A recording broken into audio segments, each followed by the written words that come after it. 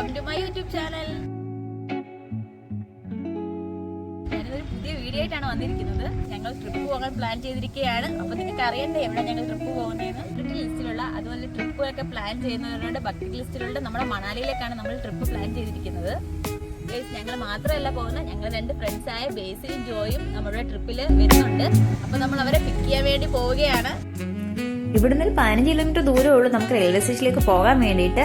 പിന്നെ നമുക്ക് കൊണ്ടുള്ള ഡ്രസ്സുകളൊക്കെ നമ്മൾ തലേന്ന് പാക്ക് ചെയ്ത് വെച്ചിരുന്നു.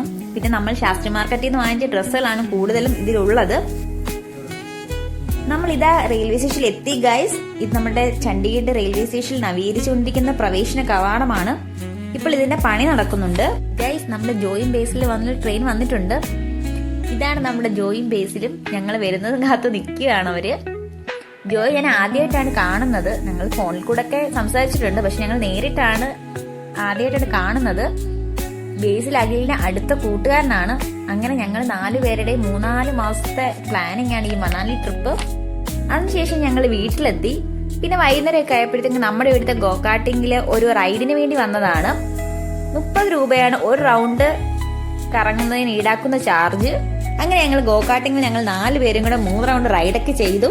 ആദ്യം ജോയും ബേസിലുമാണ് റൈഡ് ചെയ്തത്. ജോയ്ക്കാണെങ്കിൽ കാർ ഓടിച്ചു പഠിക്കാനുള്ള പ്ലാനൊക്കെ ഉണ്ടായിരുന്നു.